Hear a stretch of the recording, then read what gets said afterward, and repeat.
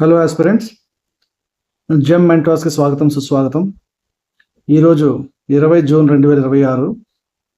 ఈరోజు సంబంధించిన current affairs important multiple choice questions ఎక్స్ప్లెనేషన్తో పాటు మీ ముందుకు వస్తున్నాం. వీడియో స్టార్ట్ చేద్దామండి. ఒకటో ప్రశ్న, 16వ బ్రిక్స్ వ్యవసాయ మంత్రుల సమావేశంలో ఏ ప్రకటనను ఆమోదించారు? ఇది ఇండోర్ డిక్లరేషన్.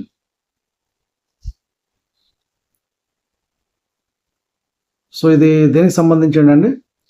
ఆహార భద్రత, స్థిరమైన వ్యవసాయం, ఆవిష్కరణలు మరియు సభ్య దేశాల మధ్య సహకారాన్ని బలోపేతం చేయడానికి దృష్టి సారించింది ఇండోర్ డిక్లరేషన్. గుర్తుంచుకోండి. రెండో ప్రశ్న, 16వ బ్రిక్స్ వ్యవసాయ మంత్రుల సమావేశం యొక్క ప్రధాన థీమ్ ఏమిటి? ఇదండి, building for resilience, innovation, cooperation and sustainability. So ఈ సమావేశం యొక్క థీమ్ ఏంటంటే వ్యవసాయ రంగాన్ని మరింత బలోపేతం చేయడానికి స్థితిస్థాపకత, ఆవిష్కరణ, సహకారం మరియు స్థిరమైన అభివృద్ధిపై దృష్టి పెట్టింది. మూడో ప్రశ్న, వివేక్ అగర్వాల్ ఇటీవల ఏ అంతర్జాతీయ సంస్థకు ఉపాధ్యక్షుడిగా ఎన్నికయ్యారు? FATF, financial action task force. Full form important. కొన్నిసార్లు కొన్ని క్వశ్చన్స్ అడగొచ్చు ఫుల్ ఫామ్స్ కూడాను. ఒడిశాలో ప్రారంభించిన అభివృద్ధి ప్రాజెక్టుల విలువ సుమారు ఎంత అంటే 47,600 కోట్లు రాష్ట్ర ప్రభుత్వం కేటాయించింది. 16వ బ్రిక్స్ వ్యవసాయ మంత్రుల సమావేశానికి ఆతిథ్యం ఇచ్చిన రాష్ట్రం ఏది? సో 16వ బ్రిక్స్ వ్యవసాయ మంత్రుల సమావేశానికి ఆతిథ్యం ఇచ్చిన రాష్ట్రం ఏమిటంటే అది మధ్యప్రదేశ్. మధ్యప్రదేశ్లోని ఇండోర్లో ఈ సమావేశం జరిగింది. సో ఇండోర్ డిక్లరేషన్ ప్రధానంగా ఏ రంగానికి సంబంధించినది? సో అది చూస్తే మనం వ్యవసాయానికి సంబంధించింది. ఏడవ ప్రశ్న, భారతదేశ రక్షణ ఉత్పత్తి ఇటీవల ఎంత విలువను దాటింది? 1.78 లక్షల కోట్ల రూపాయలు. ఇటీవల వార్తల్లో నిలిచిన స్వదేశీ యుద్ధ విమాన ప్రాజెక్టు ఏది? AMCA, advanced medium combat aircraft.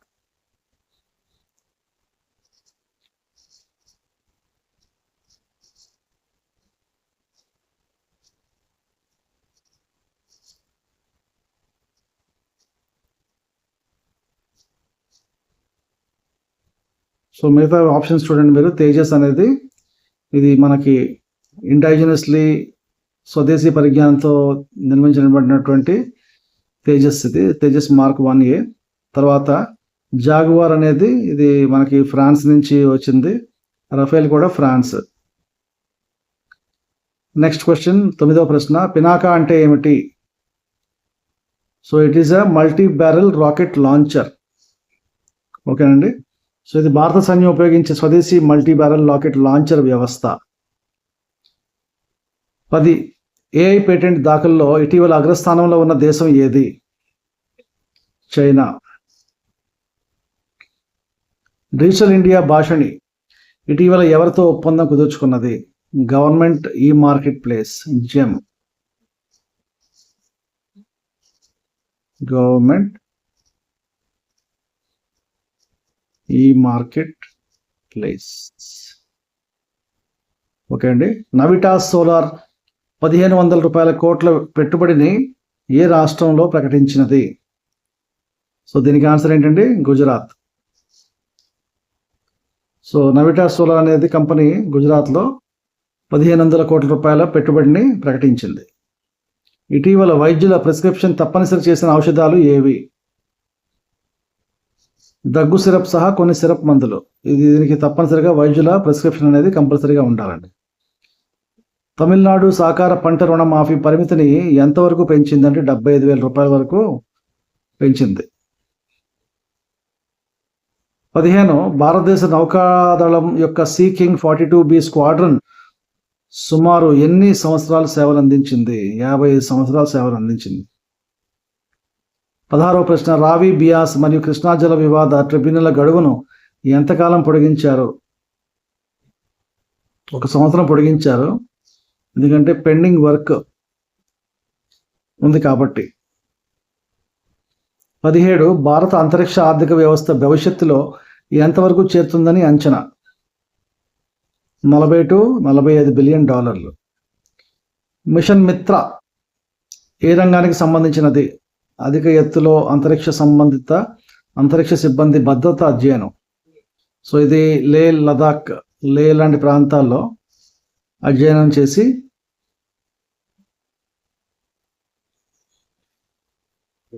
So అంత ఎత్తులో మన ఆస్ట్రోనాట్స్ ఎలా సర్వైవ్ అవుతారు, సో క్లైమటైజేషన్ని కూడాను చేయడానికి మిషన్ మిత్రాను ఉపయోగిస్తున్నారు.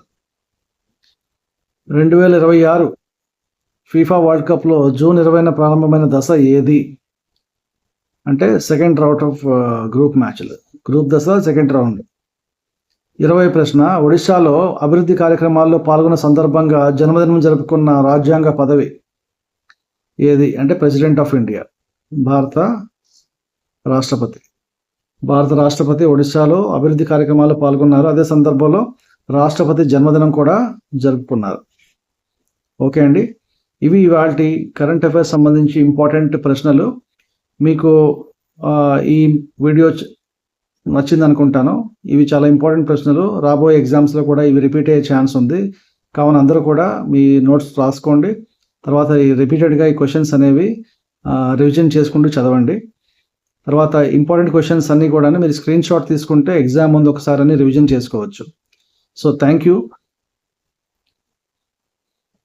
మీకు కనుక ఈ వీడియో నచ్చినట్టయితే లైక్ చేయండి, షేర్ చేయండి, మరియు మా ఛానల్కి మీరు మొదటిసారిగా వచ్చినట్టయితే సబ్స్క్రైబ్ చేసుకోండి. Thank you very much.